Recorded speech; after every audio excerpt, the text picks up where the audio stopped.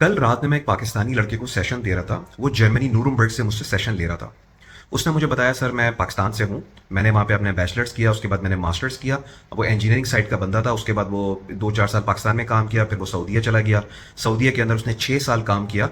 उसकी वहाँ पे 9,000 रियाल के करीब सैलरी थी। और फिर उसने सोचा कि चलो यार, अब मैं किसी पासपोर्ट के लिए, किसी चीज़ के लिए मैं एक इनिशिएटिव लेता हूँ। उसके बाद वो जर्मनी चला गया। जर्मनी का एक जॉब सीकर वीज़ा होता है जो लेके आप जर्मनी जॉब सर्चिंग पे जा सकते हैं। वो मुझे बता रहा था कि सर मुझे 8 महीने हो गए जर्मनी आए हुए और मुझे कोई जॉब नहीं मिली अभी तक, डिस्पाइट द फैक्ट कि मैंने बैचलर्स और मास्टर्स किया हुआ है और मेरे पास एक्सपीरियंस भी एक अच्छा सऊदी का एक्सपीरियंस है, पाकिस्तान का एक्सपीरियंस, एक डिसेंट एक्सपीरियंस है। लेकिन 7-8 महीने हो चुके हैं, मुझे कोई जॉब नहीं मिली यहाँ पे और मैं अभी और जॉब्स कर रहा हूँ और मुझे 2 साल का जॉब सीकर परमिट मिला है। मुझे 2 साल में जॉब सर्च करनी है। लेकिन जो हालात यहाँ पे नजर आ रहे हैं, यहाँ पे एक लैंग्वेज का काफी बैरियर है। हालांकि मैंने कुछ कोर्सेज वगैरह किए हैं, लेकिन अगर आपको वो नेटिव लैंग्वेज की तरह की एक्सपर्टीज चाहिए लैंग्वेज में, तब जाके आपको यहाँ पे जॉब मिल जाएगी। मैंने उससे पूछा कि अभी आप कितने पैसे कमा रहे हैं और जॉब से। तो उसने मुझे बताया कि सर मैं तकरीबन 1400-1500 यूरोस के करीब बनाता हूं। मैंने कहा ये तो कुछ भी नहीं है, ये तो आपके खर्चे में निकल जाते होंगे सारे। कह रहे सर ऐसा ही है। तो मैंने उसको बोला, मैंने कहा मुझे एक बात बताएं, आपको जर्मनी का पासपोर्ट कितने साल में मिलेगा? क्योंकि मुझे पता तकरीबन 6 से 8 साल कम से कम आपको लग जाते हैं जर्मनी का पासपोर्ट लेने में। मैंने कहा मिसाल के तौर पर अभी आपकी जॉब लग जाती है तो आपकी कितने की जॉब लगेगी? वही 2,000-2,500 यूरोस की आपकी जॉब लगेगी। आप ये जॉब स्टार्ट करते हैं और तकरीबन 6 से 8 साल आप जर्मनी में रहते हैं, तो 8 साल के बाद आपको पासपोर्ट मिल जाएगा। लेकिन आपकी सैलरी क्या होगी वहां पे यूरोस के अंदर मैं बात करूं? हम लोग ऐसी ओपन कन्वर्सेशन कर रहे थे। तो उसने मुझे बोला कि सर मेरी सैलरी तकरीबन 4,000 यूरोस होगी, तकरीबन 4,500-5,000 यूरोस मैक्सिमम हो जाएगी। तो मैंने उसको बोला कि मैं आपको बताऊं कि अगर आप इस एक्सपीरियंस के साथ अभी दुबई आ जाते हैं, ठीक है, और यहां पे आके जॉब हंट करते हैं और आप करियर स्टार्ट करते हैं, पहले 3 से 6 महीने में आपको जॉब मिल जाएगी। और उसके बाद आप 6 साल का सऊदीयन एक्सपीरियंस के साथ और कुछ पाकिस्तानी एक्सपीरियंस के साथ अगर आप यहां पे जॉब स्टार्ट करते हैं, तो कम से कम आपको 10, 12, 13 हजार का आपका स्टार्ट होगा। लेकिन 8 साल के अंदर आप 25 से 30 हजार दरम जो है वो आप क्रॉस कर जाएंगे यहाँ पर। और फिर मैंने उसको बताया कि यार मैं 800 से ज्यादा 1-to-1 कंसल्टेशन सेशन दे चुका हूं, उसमें से 200 के करीब लोगों ने मुझसे सेशन लिए हैं Canada, Australia, UK, US, Germany से। और जर्मनी से तकरीबन कोई 30-35 के करीब मैं लोगों को सेशन दे चुका हूं, ऐसे पाकिस्तानी जो जिनकी एजुकेशन पाकिस्तान की थी, फिर वो जर्मनी गए, वहां से अपना मास्टर्स भी किया और वहीं पे सेटल्ड हैं, 15-20 साल हो चुके हैं। And up to my surprise मैंने जितने भी लोगों को सेशन दिए, किसी की भी सैलरी 3,000, 4,000, 5,000 यूरोस पर मंथ से ज्यादा नहीं थी। जो तकरीबन दरहम में बात करूं तो 12,000, 15,000, 18,000 दरहम बनते हैं। मैंने कहा जितने लोगों को मैंने सेशन दिए ना, कोई कोई खास सेविंग नहीं कर रहा था, एक बस एक नॉर्मल जिंदगी गुजार रहा था। मगरिब के टाइम पे वहां सारी चीजें बंद हो जाती हैं, बच्चों की एजुकेशन के लिए थोड़ा सा लोग जो है वहां पे फिक्रमंद थे, क्योंकि जिस तरह वो स्कूल्स वगैरह के अंदर जो सिखाया जा रहा है उसके लिए वो थे। और कोई लाइफ नहीं थी, बस सुबह जाते हैं जॉब पे, शाम में वापस आ जाते हैं, एंड दैट्स इट। तो मैंने कहा आप मुझे बताइए कि आप एक पासपोर्ट लेने के लिए आप यहां पे आए हैं, 8 साल अभी आपको पासपोर्ट लगेंगे, लेने में लगेंगे, और अभी आपकी जॉब भी नहीं लगी है। वो मुझे बता रहे थे सर मुझे 8 महीने हो गए, मैं मतलब हर जगह अप्लाई कर चुका हूं, मतलब रिगरसली जॉब सर्च कर रहा हूं, लेकिन मुझे अभी तक कोई जॉब नहीं मिली। मैंने कहा 8 महीने तो आपके ऐसे निकल गए। आप एक प्रोफेशनल थे जो सऊदीया में काम कर रहे थे, अच्छे डिसेंट लेवल के ऊपर, 9,000 रियाल के ऊपर थे।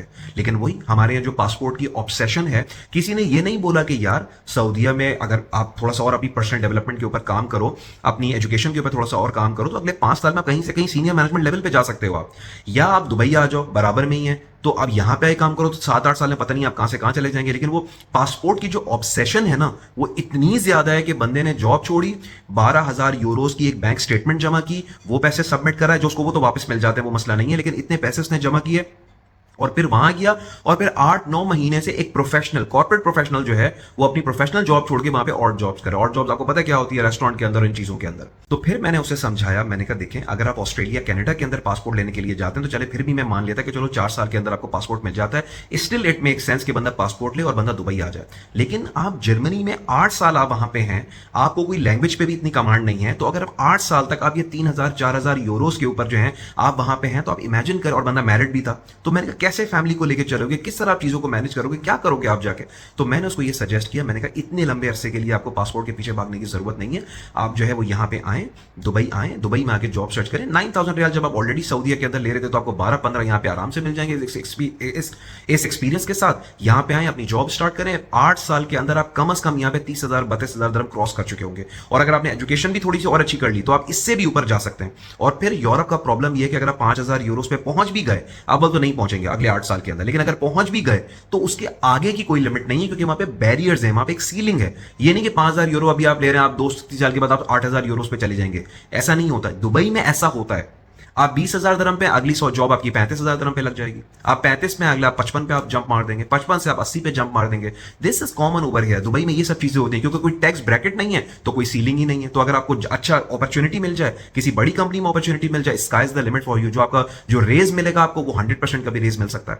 खैर, ये सब चीज आपको बताने का मकसद ये था कि यार ये जो स्ट्रेटेजिक डिसीजंस होते हैं ना, कि जब आपने डिसाइड करना होता है कि यार मैं अभी इस लेवल पे हूं, यहां से मैं कनाडा जाऊं, यहां से मैं ऑस्ट्रेलिया जाऊं, यहां से मैं जर्मनी जाऊं, यहां से मैं अपनी लाइफ आगे कैसे करूं कि अगले 2-4 साल के अंदर मेरी लाइफ सही हो जाए, तो प्लीज किसी मेंटोर से बात करें, किसी हाईली इंटेलेक्चुअल बंदे से बात करें। वरना आपके भी इस तरह 8 से 10 महीने आपके जाया हो जाएंगे, पैसा अलग जाया होगा, और आपको फिर पता चलेगा कि यार इतना टाइम भी इन्वेस्ट कर दिया, और जब आपको पासपोर्ट मिल भी जाएगा तो भी उसकी कोई खास वो उसका रिटर्न्स नहीं है वहां पे। या तो ये होगा ठीक है भाई आपकी सैलरी भी ग्रो करे, बट सैलरी में ग्रोथ जो है वो एक नॉर्मल लेवल की ग्रोथ है यार। दुबई वहां पे जर्मनी वगैरह के अंदर, इन कंट्री के अंदर इतनी सेविंग्स नहीं है जितनी दुबई के अंदर आप सेविंग्स कर सकते हैं। मैं आजकल रिसेंटली इतने लड़कों को सेशन दे रहा हूं कि जिसमें वो क्या करते हैं, जब वो डिसीजन ले चुके होते हैं, वहां पे पहुंच गए, 2-3 साल लगा लिए, अब सर पकड़ के बैठे हुए कि सर हमसे तो खर्चे ही पूरे नहीं हो रहे, सर हम तो यहाँ पे और जॉब्स कर रहे हैं, या फिर सर हम 2-2 जॉब्स कर रहे हैं। कॉमन है वहां पे कनाडा ऑस्ट्रेलिया के अंदर, सर 2-2 जॉब्स करें ताकि जो है ना अपने जरा थोड़ी सेविंग्स हो जाए या कुछ हो जाए, लेकिन सर वो हो ही नहीं पा रही है जाके। तो यार जिस टाइम पे ये डिसीजन ले रहे थे, किसी स्मार्ट बंदे से बात करते ना आप उससे, वो राइट पैरामीटर्स डिफाइन करता based on your background, based on your experience, based on your education. हर बंदे के लिए हर ऑप्शन सही नहीं होता। राइट पैरामीटर्स को डिफाइन करना पड़ता है, जिसकी बेस के ऊपर फिर आप डिसीजन लेते हैं कि आपको कहां जाना चाहिए। तो यार इतनी बड़ी स्ट्रेटेजिक डिसीजन मेकिंग करने से पहले ना किसी बंदे से बात कर लें, किसी इंटेलेक्चुअल मेंटोर को आप अप्रोच करें, ताकि वो आपके करियर को सही डायरेक्शन दे सके और आपको बता सके कि अभी आप जिस मुकाम पे हैं, अगर आपको ग्रो करना है तो आपको किस डायरेक्शन पे जाना चाहिए।